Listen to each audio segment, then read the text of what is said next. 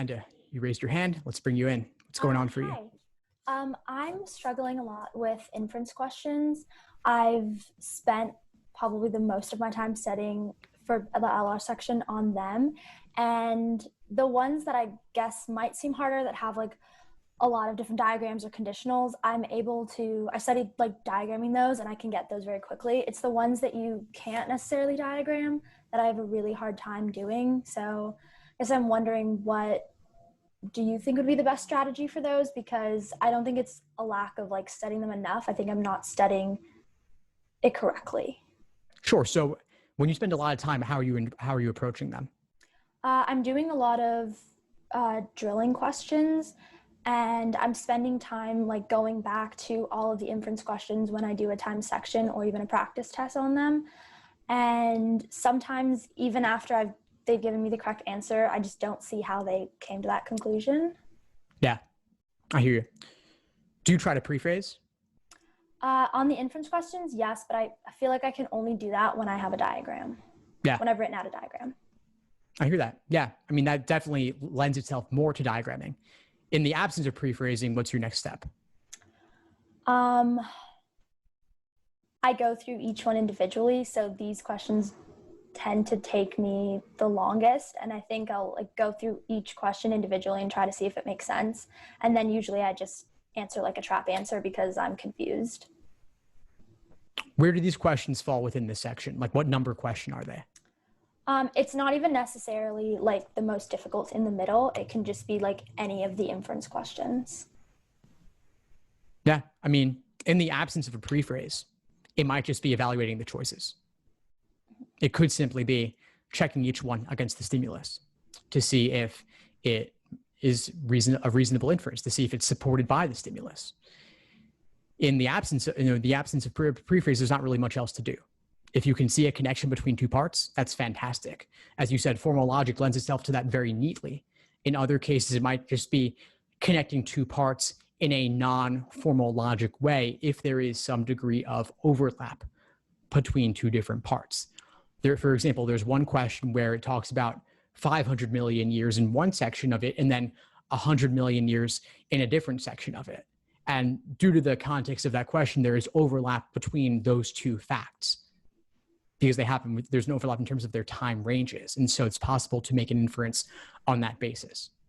But again, could just be scanning through the choices, looking for matches.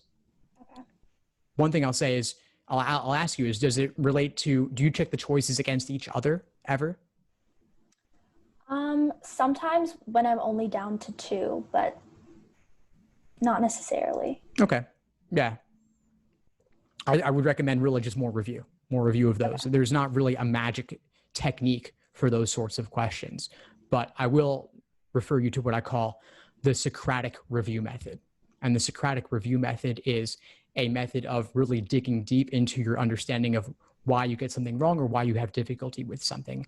And when it comes to tempting wrong answers and discouraging right answers, there's a lot to play with there.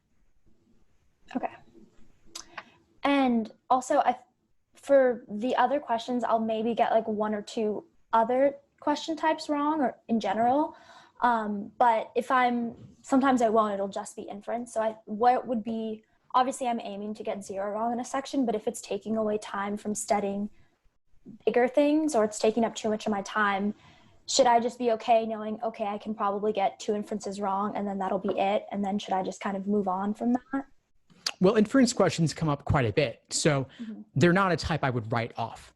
Like, let's say we're playing the triage game and the exam's coming up pretty soon and you want to spend less time on something. Let's spend less time on the things that give you the most trouble, that are the least frequent. So balance the most difficulty with this, and it happens to come up fairly uncommon.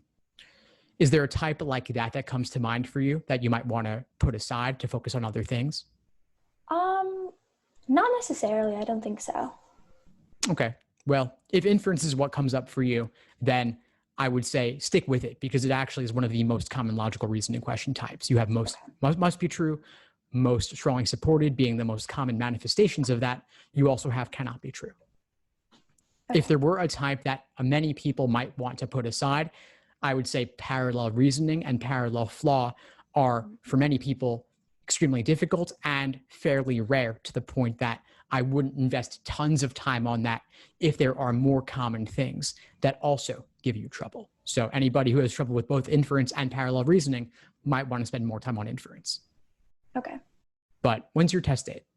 I'm shooting for end of August, but I can also do October if I'm not 100% confident yet. Yeah, either way, August versus October, you still have plenty of time to work on inference, and you will organically come across a lot of them, even in the context of doing individual sections and full-length exams. Okay. Anything else going on for you we could support you on? Just logic game in general, not so much on accuracy, but just on timing. When I started, I could only do like 2 games and maybe not even that. And now I can do 3 games regularly. And my accuracy is about like 0 to 2 wrong on the 3 games that I am doing. But even if I have time left over, it's like 30 seconds max. And I feel like I'm already pushing the limit of how fast I can do the games. So I don't know how to make that jump to a 4th game. Yeah, it's a common situation, 3 games versus 4. Anybody on the call right now have any support for Amanda or any ideas for Amanda around the getting to that 4th game and solving it with sufficient time?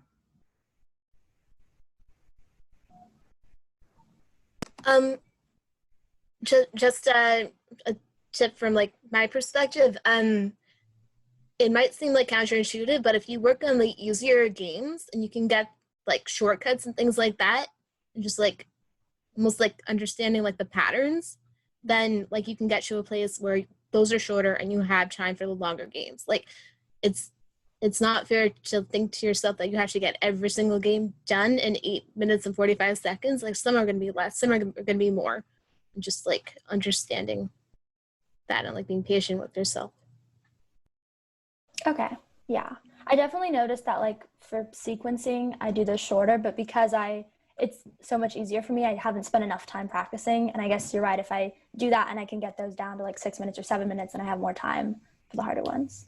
Thank you. That is exactly right. So 8:45 is simply an average. I would never time individual games because they vary in difficulty. Some games that are easier could take as little as 6 minutes. That's actually realistic for a lot of games. And other games may take 11 minutes or 12 minutes, and that's perfectly fine. So, for example, let's say the Birds in the Forest game, test 33 game 2.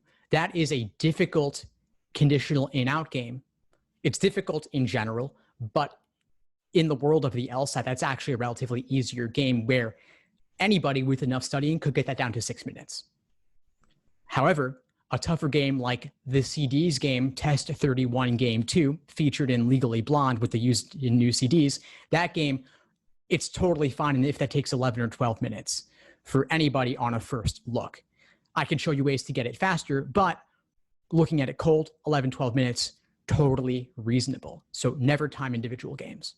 And best, if you're doing them timed, I would say only do it in the context of a timed 35-minute section, or more if you've got extra time, but do it under realistic test day conditions, only the 4 games in the section as it's published.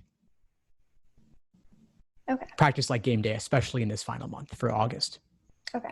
Thank you. No, thanks for playing, Amanda. Appreciate it.